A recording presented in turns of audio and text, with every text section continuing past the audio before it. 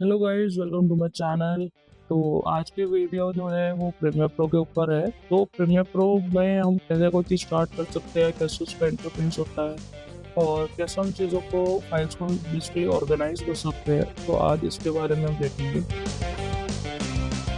तो सबसे पहले और सबसे इम्पोर्टेंट चीज़ ये है प्रीमियर प्रो के अंदर कि यहाँ पे सबसे ऊपर हमें ऑन द टॉप साइड मिल जाता है न्यू प्रोजेक्ट। तो अभी सबसे इम्पोर्टेंट ये है कि जब भी हम स्टार्ट करेंगे तो मेरा पूछेगा कि भाई प्रोजेक्ट का नाम बेसिकली क्या रखना है।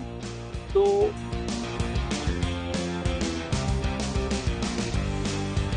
दी pixel textile premier class 1 and अभी कहाँ सेव करना है अब आप जाके चूज कर सकते हो। मैं यहाँ पे अपने ड्राइव में जाके सेव कर देते हैं। We have option create and then जब मेरा प्रोजेक्ट यहाँ पर देखेंगे तो क्रिएट हो रहा है। बट उससे पहले यहाँ पे वो पूछ रहा है कि हमें वीडियोस वगैरह सेलेक्ट करनी है, सीक्वेंस बनानी है, नहीं बनानी है। तो अभी हम सब चीज़ें मैनुअल करने वाले हैं स्टेप बाय स्टेप। तो यहाँ पे हम क्या कर देते हैं, यहाँ से इसको स्किप कर देते हैं। अब जब हम इसको स्किप कर देंगे तो यहाँ पे आप देखोगे तो बड़े सारे पैनल्स आपको देखने को मिल रहे हैं। इतने सारे पैनल्स देख के हो सकता है आप घबरा जाओ, है ना, कि यार इतने सारे पैनल्स क्या कर रहे हैं। अब जैसे जो प्रीमियर प्रो है वो एक घर की तरह है, ठीक है। अब जैसे आप एक घर में जाते हो, ये नया घर खरीदते हो, नए घर में जाते हो तो आपको नहीं पता होता कि कौन सी चीज़ कहाँ पे है, कैसे रखी हुई है, ठीक है। और कुछ चीज़ें आप अपने अकॉर्डिंग भी अरेंज करते हो, तो आपको सेम चीज़ करनी है। तो अभी सबसे पहले सबसे इम्पोर्टेंट चीज़ क्या है कि एक्स्ट्रा जो भी पैनल है उस पर राइट क्लिक करो और क्लोज कर दो, ठीक है। राइट क्लिक करके यहाँ से भी क्लोज कर सकते हो। ये तीन जो लाइंस आ रही है इस पर भी, या फिर राइट क्लिक करके भी, जैसे आपको कंफर्टेबल हो। यहाँ पर भी ऑडियो है, मेटा डेटा है और साउंड्स। अब मेन हमारे पास सिर्फ कितने पैनल्स रहेगा, एक सोर्स है, एक इफेक्ट कंट्रोल है, ये मैंने दो चीज़ें छोड़ी है। यहाँ पे है प्रोग्राम और यहाँ पर टाइमलाइन है और ये मेरी टूल बार है। मतलब यहाँ पर 4 से 5 चीज़ें आपको देखने को मिल रही होगी। अब सबसे इम्पोर्टेंट चीज़ ये है कि इनको समझना। यहाँ पे देखोगे तो जो प्रोजेक्ट पैनल है, प्रोजेक्ट पैनल के साथ दिखता हुआ है इम्पोर्ट मीडिया। जैसे हम कभी भी घर में जाते हैं तो सबसे पहले इम्पोर्टेंट चीज़ है कि चीज़ों को कलेक्ट करना, कि क्या क्या इम्पोर्टेंट चीज़ें हैं एंड देन यू डिसाइड कि किसमें से कितना सामान कहाँ पे जाएगा, कैसे रखने वाले हैं। तो सेम लाइक दैट हमको क्या करना है, इम्पोर्ट मीडिया करना है। अब इम्पोर्ट मीडिया को करने के लिए कई तरीके हैं। जैसे आप राइट क्लिक करके भी आप इम्पोर्ट पे जा सकते हो, ठीक है, या आप डबल क्लिक करके भी जा सकते हो, या फिर मेरे पास सबसे अच्छा ऑप्शन है, देखो मेरे पास है बहुत सारा डेटा है रेलेवेंट विंडोज। तो मेरे पास अब क्या, ये कार है तो कार के सब पार्ट्स हैं, कलर करेक्शन है तो कलर करेक्शन की यहाँ पे तो वीडियोस रखी हुई हैं। तो अब जैसे मेरे को पर्टिकुलर कलर करेक्शन करना है और मेरे को इनपुट फुटेजेस के साथ करना है, तो क्लिक करके मैंने प्रीमियर में आए और यहाँ आके ड्रैग ड्रॉप कर दिया। तो यहाँ पे क्या होगा कि मेरे पास मेरी फुटेजेस जो है वो आ गई। केवल फुटेज ही नहीं, अगर आपको लगता है कि ये पर्टिकुलर कोई फोल्डर लेके आना है तो आप फोल्डर भी लेके आ सकते हो। कैसे, लेफ्ट सेम तरीका, फोल्डर को सेलेक्ट करके ड्रैग करना है और ड्रैग ड्रॉप करना है कहाँ पे, आपके प्रोजेक्ट पैनल में। तो एज इट इज वो फोल्डर के नाम से आ जाएगा, जो फोल्डर का नाम होगा वो भी आपको यहाँ पे नजर आ रहा होगा। अब जैसे ये फुटेजेस बाहर है ना, अब इससे रेलेवेंट भी हमको कुछ काम करना है, बट ये एक फोल्डर के अंदर नहीं है। तो बहुत सारा कंटेंट यहाँ पे कलेक्ट हो जाएगा और वो मुझे बाद में प्रॉब्लम क्रिएट करेगा। तो मैंने यहाँ क्या करना है, यहाँ पे नीचे की साइड देखोगे तो बिन का ऑप्शन आएगा, मतलब फोल्डर बिन, आप अलग अलग नाम से अलग अलग सॉफ्टवेयर में बुलाता है, इसमें बिन है। तो यहाँ पे मैंने लेफ्ट क्लिक किया और यहाँ पे बोल दिया कलर करेक्शन का सीसी। अब यहाँ पे बार क्लिक कर दिया। अब तीनों को सेलेक्ट करो, लेफ्ट क्लिक और ड्रैग कर दो सीसी वाले फोल्डर में। अब आप देखिए बहुत सारी चीज़ें होती है, मैंने यहाँ पे बोल दिया वीडियोस, ठीक है। अब मैंने दोनों फोल्डर को सेलेक्ट करा, वीडियो फोल्डर में ऐड कर दिया। अब मैंने यहाँ पे बोला आई नीड सीक्वेंस, ठीक है। सीक्वेंस का एक बना लिया, एक बना लिया मैंने ऑडियो, एक बता दिया मैंने अदर, एसेट्स।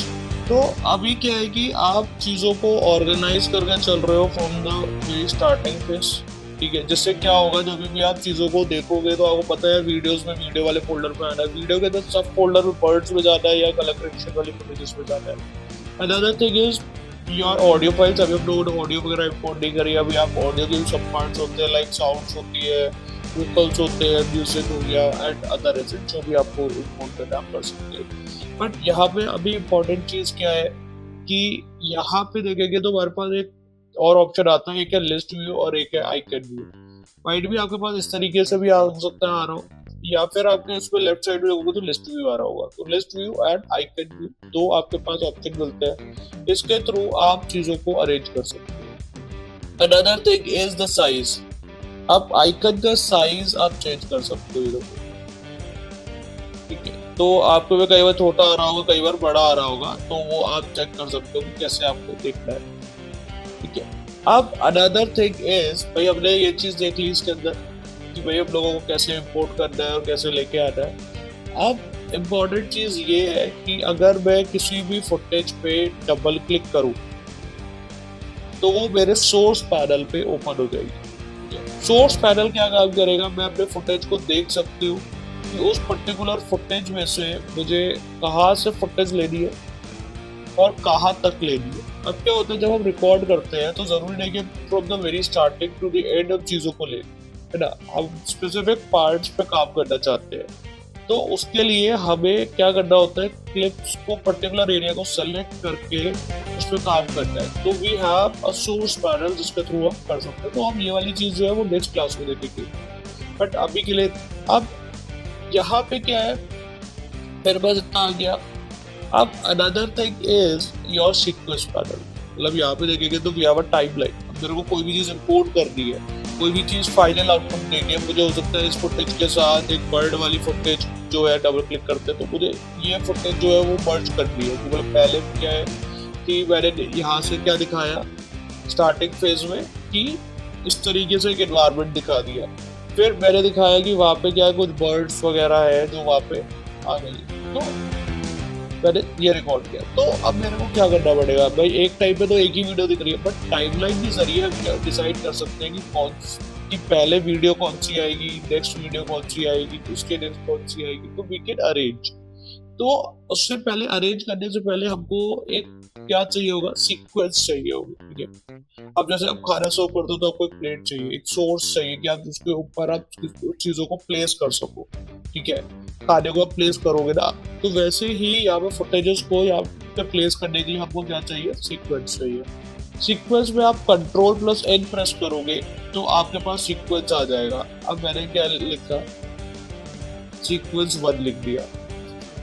अब यहाँ पे मैंने क्या करा, देखो यहाँ पे क्या है, प्रीसेट्स मिल जाते हैं कि मेरे को 90, 20, 1080, 25 FPS, 23.57 FPS है। सेटिंग्स पे जाओगे, कस्टम पे जाके भी आप दो कस्टम पे जाइए तो बहुत सारे आपको प्रीसेट्स वगैरह देखने को मिलते हैं if you want to use. मेरे को क्या करना है, मेरे को देखोगे तो यहाँ पे 25 FPS दिया हुआ, 90, 20, 1080 दिया हुआ है, तो I will go with 25 FPS, 90, 25, 1080। Then I will leave all those settings as it is and मैं इसको क्या करूँगी, ओके कर दूँगी। मेरे पास देखोगे तो यहाँ पे सीक्वेंस बन के आ चुका है। अब जैसे ही मेरे पास यहाँ पे सीक्वेंस बन के आ गया है तो इसमें हम लोग क्या करेंगे, अपनी फुटेजेस इंपोर्ट करेंगे। So let's see.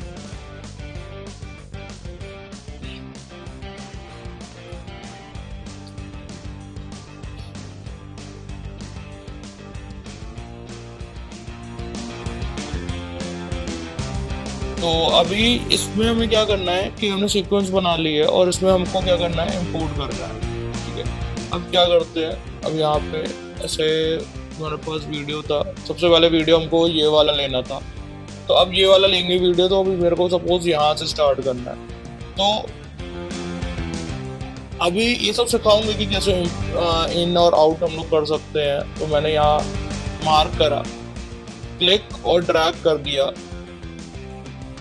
Keep existing setting. और अब देखेंगे तो यहाँ पे फुटेज देखेंगे तो आपको देखने को दिख रहा होगा कि भाई ये जो फुटेज है यहाँ पे देखेंगे तो कैसा दिख रहा है, बट यहाँ पे थोड़ा सा जूम दिख रहा है, ठीक है।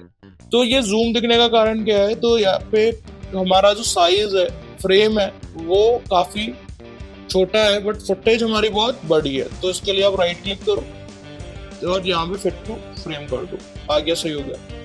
अनदर वीडियो मेरे पास ये वाली थी, सेम चीज मैंने क्या करा, अब मुझे ये चीज दिखानी है, तो मैंने क्या करा, मार्क्स बनाए कि मुझे कहाँ से स्टार्ट करना है और कहाँ से एंड करना है। फिर से मैंने इसको क्लिक एंड ड्रैग कर दिया, यहाँ पे फुटेज में आ जाते हैं, आगे मूव करते हैं और मेरे पास ये सही तरीके से इंपोर्ट हो गई है। तो अभी हम इस तरीके से क्या कर सकते हैं, अपने क्लिप्स को इसके अंदर फिजिकली अरेंज कर सकते हैं। ये शॉट काफी लंबा हो गया, तो अभी अगर आपको ऐसा लगता है कि नहीं मेरे जो फुटेज है, ठीक है, काफी लंबी हो गई है, तो आप जैसे स्टार्ट आगे का हटाना चाहते हो तो प्रेस W।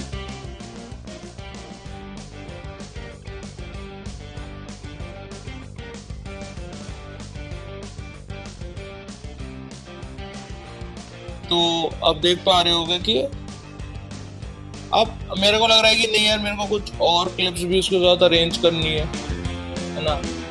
तो अगेन अब जैसे यहाँ पे क्या करना है, आई, यहाँ पे मतलब इनका आई है और आउट का ओ है, मतलब स्टार्ट और एंड।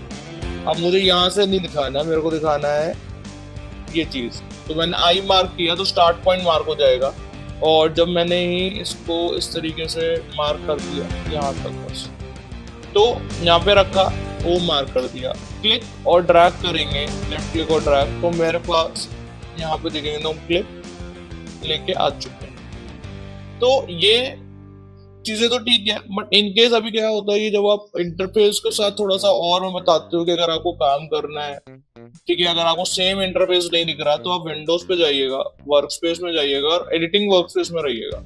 एडिटिंग वर्कस्पेस तब होता है कि बहुत सारे डिफरेंट टाइप के मतलब वर्कस्पेसेस उसके अंदर दिख रही है, ठीक है। अब होता क्या है कि बाय डिफॉल्ट है कि आप इस पे क्लिक करोगे तो अरेंज हो जाएंगी सब चीजें। अगर मैंने कलर के अकॉर्डिंग बात करा तो यहाँ पे कलर के अकॉर्डिंग चीजें चेंज हो जाएंगी। अब आप देखोगे तो यहाँ पे बहुत सारे कलर से रेलेवेंट पैनल्स आ गए। अभी मैंने बोला यहाँ पे ऑडियो से रेलेवेंट मुझे कुछ काम करना है तो ऑडियो से रेलेवेंट चीजें आ गई। अगर मैंने बोला कि यहाँ पे लाइब्रेरीज एंड लर्निंग प्रोसेस में आ गए तो वो उसके अकॉर्डिंग चीजें जो है वो यहाँ पे आ चुकी है। तो फॉर दैट अगर आप नहीं चाहते हो चीजें इस तरीके से काम करना तो आप स्टार्टिंग में जरूर एडिटिंग रखो, एडिटिंग रख के आप इसको अरेंज कर लो। तो जैसा अभी मेरा स्क्रीन दिख रहा है वैसे ही दिखेगा, और जैसे जैसे आप प्रैक्टिस करोगे तो आप अपने अकॉर्डिंग अपना इंटरफेस भी चेंज कर सकते हो और बाकी काम भी कर सकते हो।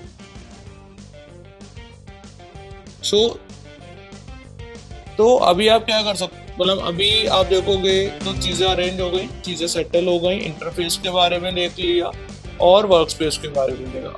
अब इस जो नेक्स्ट वीडियो होगी उसमें बाकी का काम देखेंगे कि भाई बाकी प्रोजेक्ट वगैरह शुरू करेंगे, एंड उसमें थोड़ा सा इंटरफेस के बारे में और डेप्थ में मैं समझाऊंगी कि हम अपनी वर्कस्पेस खुद कैसे डिजाइन कर सकते हैं और कैसे हम प्रोजेक्ट के साथ स्टार्ट करेंगे। प्रोजेक्ट को स्टार्ट करते वक्त हमें किन किन चीज़ों का ध्यान रखना है और फुटेजेस वगैरह आप कहाँ से डाउनलोड करके आप खुद भी प्रैक्टिस कर सकते हो, क्योंकि बहुत चीज़ इंपॉर्टेंट है।